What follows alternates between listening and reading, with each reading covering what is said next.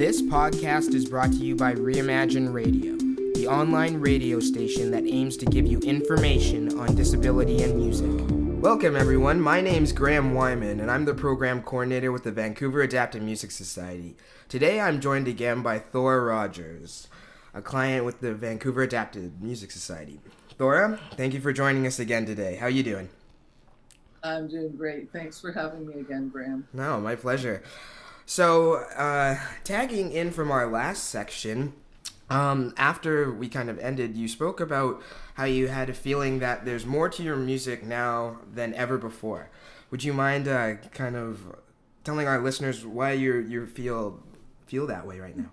Well, I think even before COVID, which has brought a whole new light into the whole thing, I always felt that my music had to have a purpose. And it used to be that I'd write about some guy I met or whatever, and we broke up and the same old. Right. And when I started writing with Carolyn Cordson, and she was a classically trained writer, and most of the music she wrote, and I helped her with it and so on. Mm-hmm. And well, for one thing, one of the songs that I wrote about 4 years ago, I guess, Send a Little Rain, I played it for her on the phone. She said, that has to be the best thing you've ever written, because it had a feeling about it. She said it was honest, it was coming from you. Mm-hmm. So I knew I was going somewhere with this. So when I met my sister Shirley, and she's a life coach, we got talking, and we have so many beliefs that are very much the same. She loves music. She and her daughter, my niece, had played music since they were about 12, 14. Mm-hmm. And being a life coach, she gets into a whole myriad of things. Yeah. And I was trying to think of the wording. When David Simonton decided to start the Involvers, I think it's called the Involvers Group Involvers, and we had a couple of different Involver sessions. Mm-hmm. They became more than just a song. Right. They became a whole myriad of things. In fact, when I talked to Shirley about a song that I wrote one day, and it was called Unleash Compassion, and this could go on forever.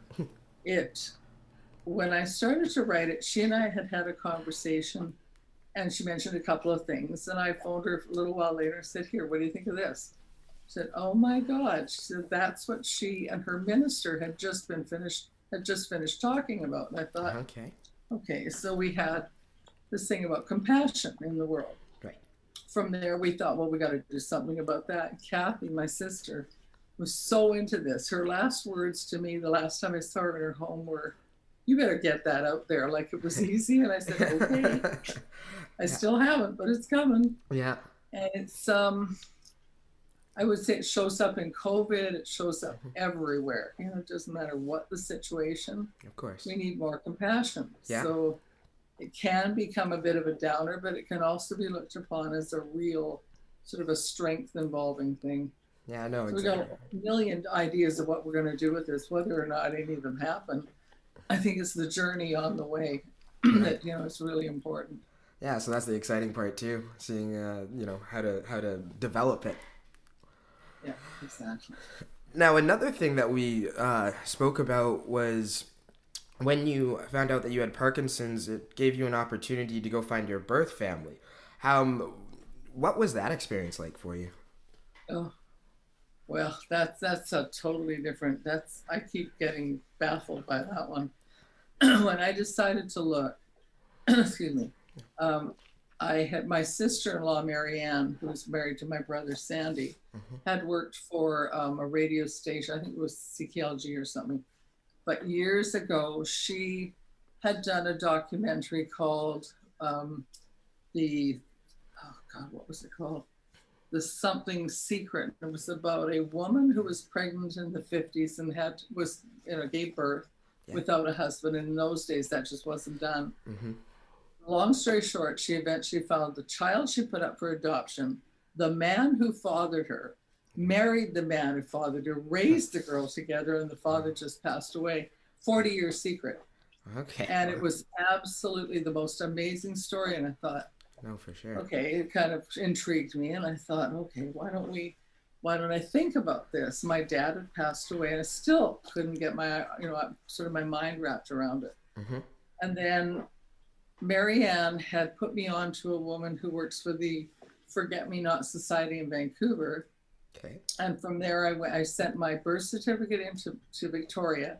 Yeah. Victoria sent me back a birth registration. This was getting really freaky at this point. And I'm sitting in the car on the way to get blood work done. I looked at Mike and I said, oh my God, my mother's name, and I had a name. And I thought, holy crap. I was named Theora after middle from my birth or my adopted dad and mom. And so anyway, I freaked out and I thought, oh my God, what am I going to do with this? So then I contacted somebody who put me in touch with a woman who became my liaison. And it took quite a while, but then the first connection we had was with my sister Shirley. Okay. And she gave me I think she said, do you want to email or phone or whatever? She talked to both of us. Yeah. And my sister Liz said, you're going to call her tomorrow, I can just tell. And sure enough, we figured it out. Shirley had already Googled me. Right. And when we met, it was like nothing I'd ever gone through my entire life. I can only imagine. I thought she would look like me and I didn't see it, but everybody else did. But there was a connection that was so deep. And it's been captured since by Mike McCardle.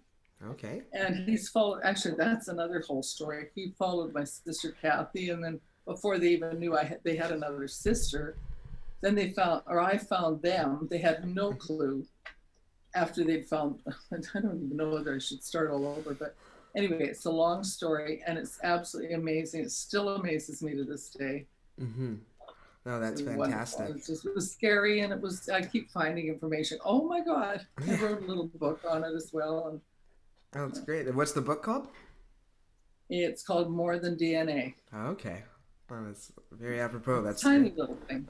Yeah, no, that's great. So moving along, a few years back, you were in some 2016 Strong Sessions documentary footage, and you said there's no end to what VAMS can do.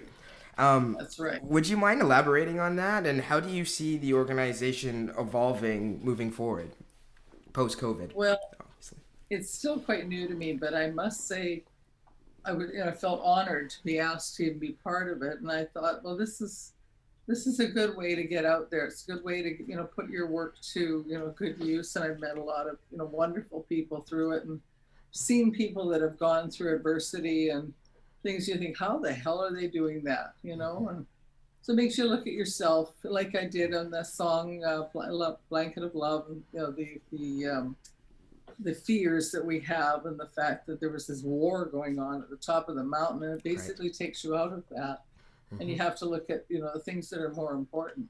Yeah. I'm not sure where that just started. No. I ramble. I go, what was the question? No, and then what would you like to see VAMS evolve into? Oh boy, I guess what it's probably starting to evolve more into now, and I never saw that coming, but when the COVID hit and suddenly we're all stranded, trying to think, what the hell are we going to do? How are we going to put our music out there? Well, the first opportunity was, and all of them have been VAMS, driven or whatever. It's been phenomenal, and I'm determined to get Zoom working with 4 or 5 people on that damn thing and have it sound really good. Yeah, decent. Yeah, that would be a way. Yeah, no, it's just put you into other ideas and things you can actually do. So, touching on the pandemic, how has that changed, or not changed, but how has that influenced how you're writing right now? And sorry. Yeah, that's interesting. I haven't written anything since the COVID started. Really? But you've still been playing, obviously. Oh yeah, not nonstop. And I am planning towards the next CD and trying to find ways to do that. Right. And Kath and I did send a little rain on a video. We bought a new little sound system. And we're in here going, and she's looking at me. I'm like, oh my God, this sounds so good. Because we're used to not having a sound system. We tried one before, it sucked. Right. So we're sitting there, we're singing. She kept it, and I completely forgot she videotaped it. So she said, I have something for you. She said, I hate to tell you, but I've already posted it on Facebook. I don't know if we could make it better. I really don't. It was just both of us singing guitar by me, and that was it. Yeah. I think we would probably add violin or another guitar or piano to it. Mm-hmm. But yeah. And so, have you taken up any new hobbies? Have you tried any new instruments or just anything else in general? Well, I used to up until about Christmas, and it's still there, and I will go back to it, and I still will dabble in it. I've always been into jewelry for about maybe 20 years, 15 years, maybe at least. Yeah. And I make bead button and bead bracelets and wine glass things that I play around with. Yeah. But other than that, it's mostly music. Music is the one thing that keeps me alive and keeps me going. Yeah. No. I think one time my sister Shirley said, there's a part of your brain that you're obviously tapping into. When you tap into your creative part of your brain, it is also a healing part. Mm-hmm. So before I went on a new format for getting my medication, which used to be by pills, and it would go through the stomach and all the way down, and it would have absorption issues, and you never knew when it was going to work and when it wasn't. And I started something called Duodopa in about, I think it was just January, and it's like night and day the difference. But she said, before that, and I would be starting to play for a family thing or whatever, shaking like crazy, get up there, open my mouth and start singing, and I was fine for 4 hours nonstop. Oh, wow. And she said, so something about that is so second nature to you, just you don't even have to think about it. Right. And then there's other times when you're having a rehearsal and you can't get your leg to stop moving. So it's just nuts. Yeah, there's quite an appreciation that comes out of all that. No, for sure. And so you kind of spoke about some of the VAMS, some things that VAMS has been doing during the pandemic. And one recent thing that we did was we recorded some virtual concerts.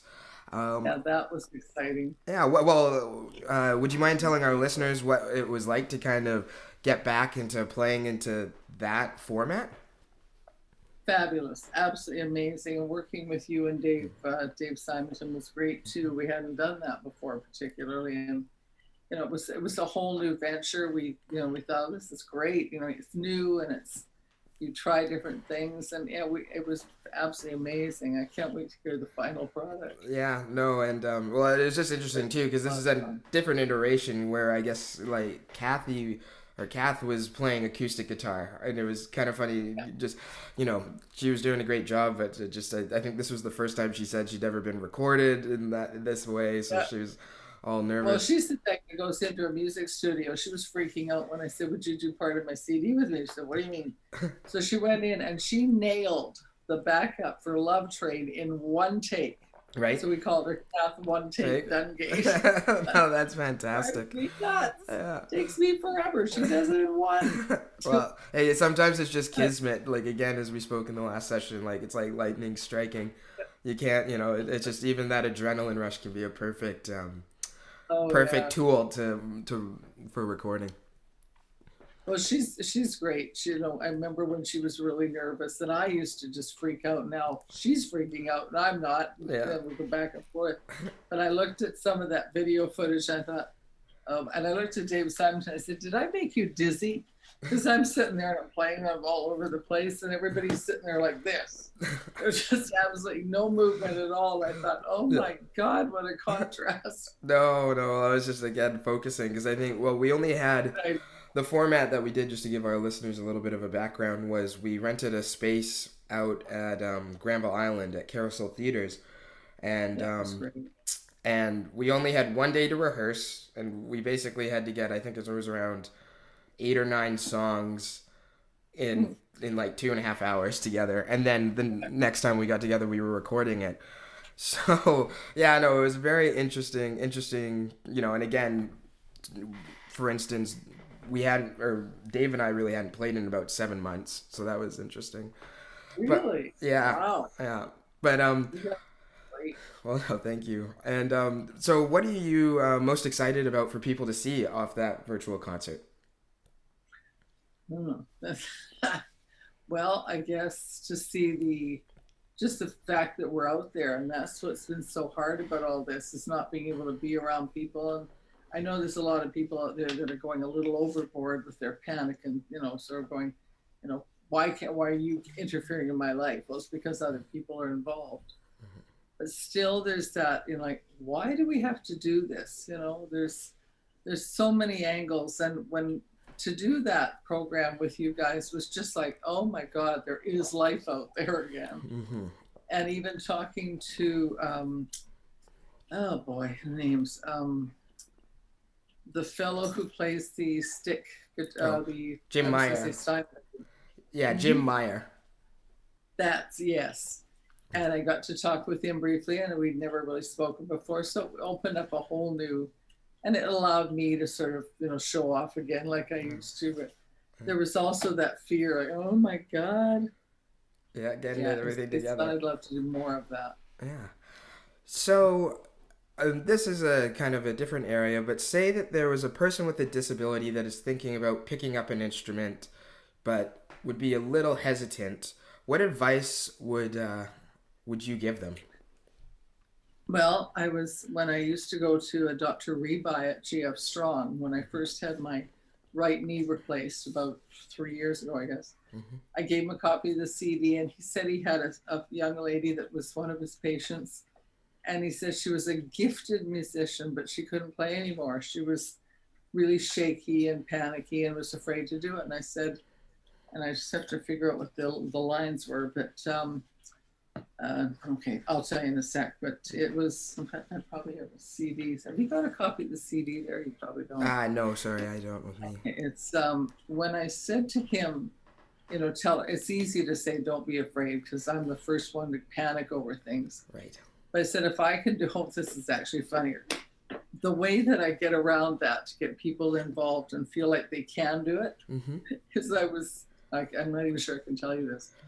I was sitting on the commode in the bedroom. I had a caregiver across from me, and I had my guitar there. I thought, okay, what would this sound like? I'm doing Love Song by Anne Murray. So I pick up the guitar and I start to sing it. And I said, I'm singing quite normally. And then suddenly I went, something about, if you think you can't do this, just picture this. Here I am sitting here on a commode for the whole bloody world to see, singing a love song by Anne Murray and, flying around. And I said, it's, you have this thing that's called dyskinesia. My friend calls it she calls it echinacea, and I call it disconnected. And one time I was sitting there, I had one of those alert things on and I'm flying around, it's flying up here. Then the alarm goes off. Okay. I said, well, this is great. Then, you get the call from 911 or whoever calls to check on you. Right. I said, but, it can't get any better than that. If you think you have a problem, try this. Right. Yeah. No, shared experiences. Just sort of give people a little more inspiration. Yeah, no, it's just just telling stories. It's not everyone has their own challenges to go through. Yeah, that's true. So once the pandemic is over, what are you looking forward to the most with regards to your music? I probably feel like I know the answer to this, but why don't you tell our listeners? Getting out there and playing. Yeah, and probably getting the CD, right? Mm-hmm. And getting the CD, getting your next CD. Oh, going? Definitely. Oh. It's going to be called Together, which I was going to call it Theora Rogers and Friends. Yes. Bringing people together. And Shirley said, pick one word. I said, okay. She said, well, what do you think one word would describe everything? And then she came up with the word together, and I thought, you hit the nail on the head. Yeah. Because to me, everything I do in my music is to be able to work with people, get people involved, bring family together. I've been bringing family together for 8 years and didn't even know them. I'm introducing them to the ones that knew them before I did. Of course. And it's just the whole idea of being together. And that's about COVID, and you can't be together. So yeah, no, that's a great sentiment. Yeah. So to take us out in the second segment, you have a song called Love Train, and you've kind of touched on it a bit, but would you mind just letting us know what the kind of what the background is on the track? I can. I was sitting in my sister's home one time, and her best friend, Ed Harkness, they've been best friends for 32 years. I'm not sure what made me start to write this, but I can't even think what the words are, but it's about two people who have such a deep love and an admiration for each other, but not married, not love as we would think of it to be. Yeah. And it was about how they met. It was, they met outside of church. I think he was asked to come and help, these people get this woman out of the van. Right. And that was it. And then he moved in. I think they've been friends for 33 years, I think, by the time she passed away. Mm-hmm. And that song is just, it's a heartbreaker now. Yeah. It was something that brought them together. There was bitter and there was sweet all through it. And I finally came up with the final verse. I said, this thing's too short. Right. And it kind of, sort of capped it all. Yeah. And it's different. It was totally different from anything I'd ever written. And it speaks a lot to the whole thing. Nice. Well, Theora, thank you so much for joining us again for part 2. The next week on Reimagine Radio and the Disability Foundation's YouTube channel, we will be promoting Theora's virtual concert. And again, just thank you for being with us here. No problem. Thank you very much for having me. Yeah, no, it was great. So this is Love Train. Everyone stay safe out there and keep that music flowing. Bye.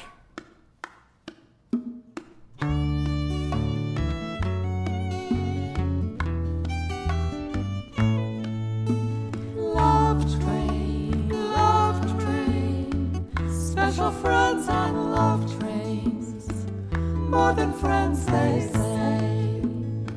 Simple joys each day, life's journey together.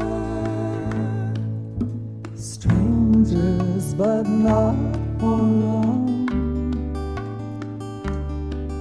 They met in the house of our Lord. Destined to be forever. Two hearts as one. Love train, special friends on love trains, more than friends they say. Simple joys each day, life's journey together, discovering side roads together. They're paved with sadness and joy. Gentle support for each other, touch of her hair.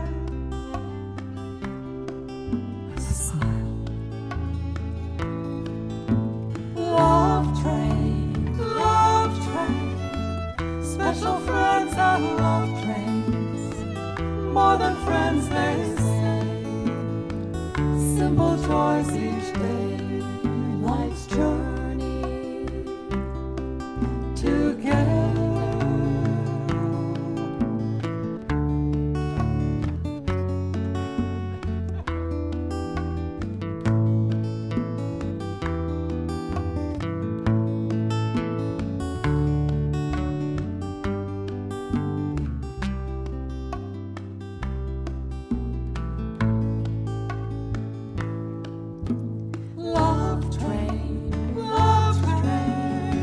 Special friends on love trains, more than friends they say. Simple joys each day, life's journey together. New ways and new beginnings, side by side all the way. Leaving the past behind them, a new story,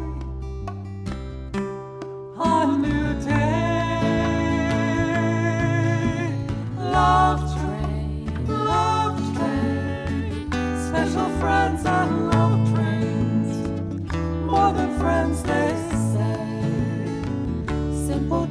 each day, life's journey. Together, love train, special friends and love trains, more than friends they say, simple joys each day, life's journey.